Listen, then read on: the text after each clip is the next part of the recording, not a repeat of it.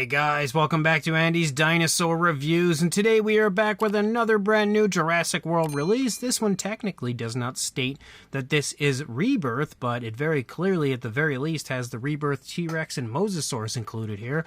But you can see we have the newest round of mighty little biters, and even though it doesn't say Rebirth on them, I'm going to consider them a Rebirth release because they are released with the Rebirth figures, and again, clearly features some of the Rebirth dinosaurs at Dinosaur and the marine reptile, the Mosasaurus. But these look pretty cool, so let's go ahead. We'll pop each of these guys open and we'll check them out. So there we have them all now unboxed and standing before us, and I can definitely tell you without a doubt that Carnotaurus is my favorite of the mighty little biters so far. That figure looks awesome. But as far as all of them go, I think they look super cool. I'm actually going to readjust the camera and then get a closer look at them. So starting with the Triceratops, you can see the Triceratops looks pretty good. The skin texture is definitely very crisp, very vibrant, definitely popping on the sculpt very nicely. We can see the nostrils. We do have two of the three horns painted, which one has like some random stuff on it,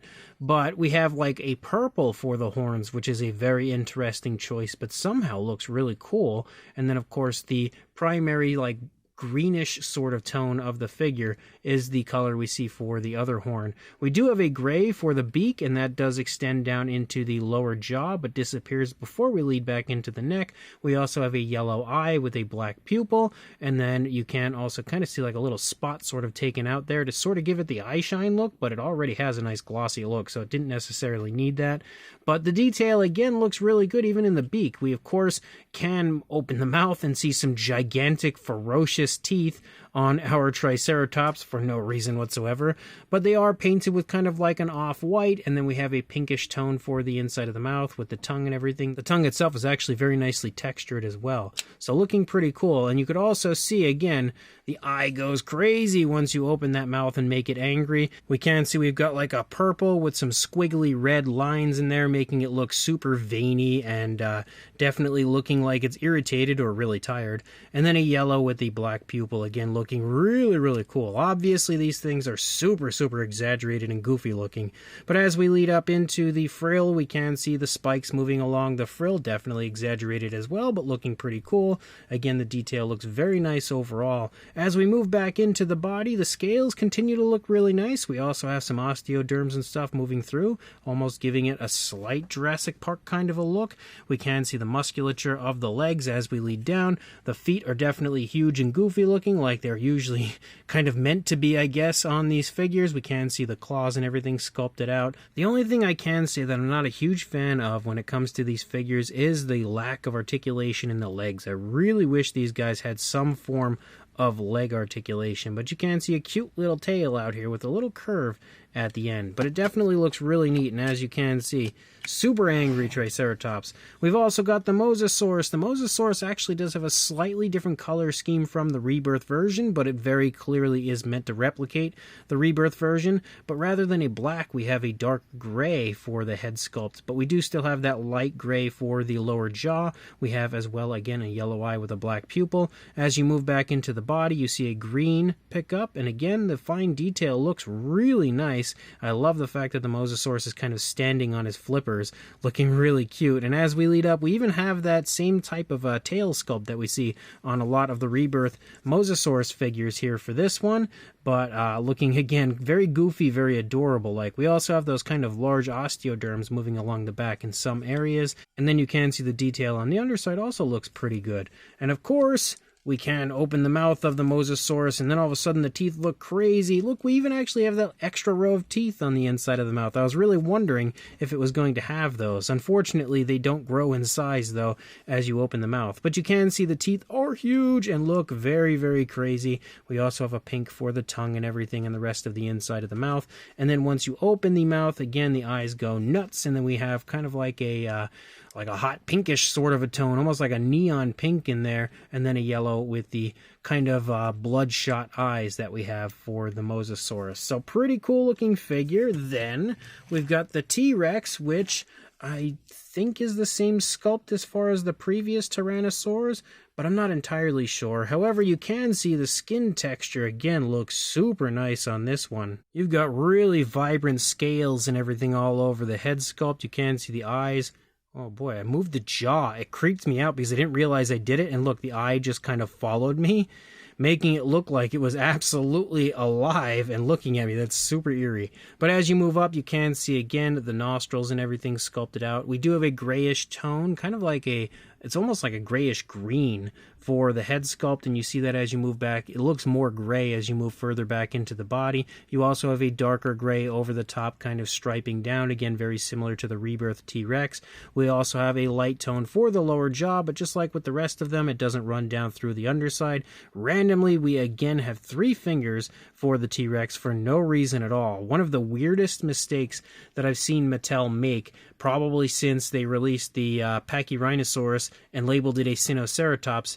Again, they don't make mistakes all that often like that, but that is so silly. But overall, the sculpt of this one definitely looks like it's the same one we've had before, and you can see the eyes are a green with a yellow, and then again the bloodshot look, and you also have a sort of like an off-white for the teeth, nice satin shine and everything in there, pink for the inside of the mouth, so looking really, really cool again. And the final is my favorite, the Carnotaurus, and look at how awesome this Carnotaurus looks. The skin texture is absolutely excellent on the figure throughout. We can see the nostrils here, all sorts of bumpy scales and stuff as we move through. The horns are painted with a black. They look very nice. The body color is a brownish tone for pretty much the entire Carnotaurus.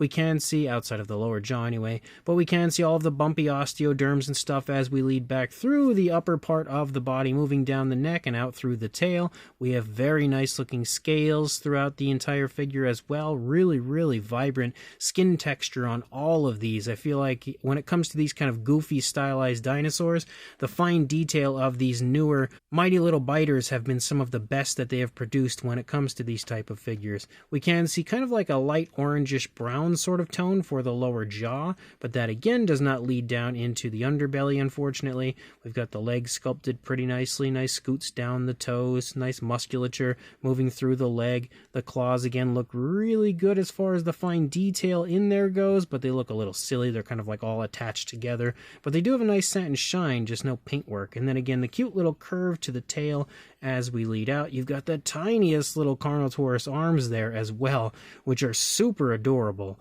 So overall, it looks pretty darn awesome as far as the sculpt goes. And then we have the action feature, and then look at how cool the eyes look now. We've got a blue with, again, the bloodshot look, and then kind of like an orangish tone, sort of, and then the black pupil for the eye. We've got the teeth colored the same way as the other ones, again with kind of like an off-white, and then you have a pinkish tone for the tongue and everything on the inside of the mouth. Unfortunately, it does look a little goofy when you look down here because you can kind of see all of the areas where it's sort of put together, but overall, the Carnotaurus is awesome, and he looks super cool when he gets angry. Now that's pretty much all we need to do for these guys. Obviously, we've reviewed enough of these Mighty Little Biters to know what the size is. They're pretty similar to the Snap Squads, but a little bit larger. But we obviously now are on wave 3 of these figures, so we definitely don't need to do sizes or comparisons or anything this time around. I am really happy to see 4 new figures, though, this time in the line. Again, we have the T-Rex again, which we have already had a T-Rex in the past,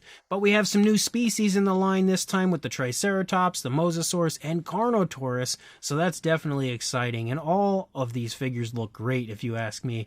One thing I could say is they can use a little more paint application. I feel like they don't have quite as much as the older Snap Squads and stuff had, so that's something they could work on when it comes to these figures. And honestly, since the release of the first set of Mighty Little Biters, the paint application has been pretty subpar the entire way through, so that's my biggest gripe with these, that and the fact that we definitely should have leg articulation.